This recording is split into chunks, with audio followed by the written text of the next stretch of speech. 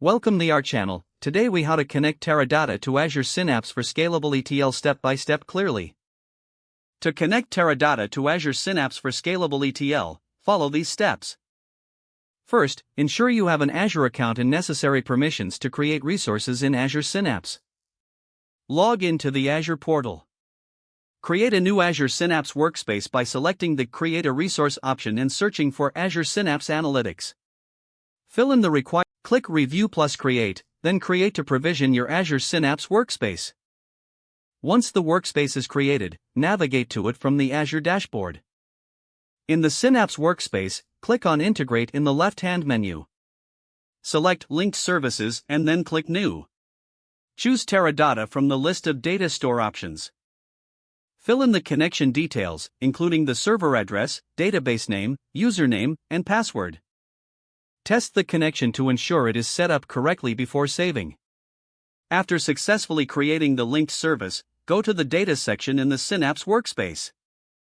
Click on Add Data, and select Linked Services to see your new Teradata connection. Next, create a new pipeline by clicking on the Pipelines option in the left-hand menu. Add a Copy Data activity to your pipeline. In the Source options, select your linked Teradata service. Configure the query or table that you want to extract data from. Then, set up the destination by selecting the appropriate Azure Synapse table or data lake. Map the fields between the Teradata source and Azure destination to ensure proper data flow. Run the pipeline to initiate the extraction and loading process. Monitor the pipeline execution by navigating to the Monitor section. Once the pipeline has successfully completed, verify the data in your Azure Synapse table. For enhanced scalability, consider setting up triggers for scheduled ETL operations.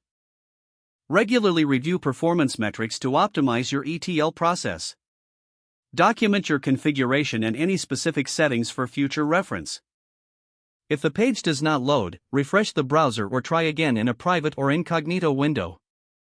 Make sure you are using the correct email address, then retype it carefully to avoid small typos. If your password is not accepted, use the Reset option and create a new strong password you can remember. Check your spam folder for verification or security emails, then complete any requested confirmation steps. Don't forget to like this video and subscribe to our channel for more step-by-step tech guides.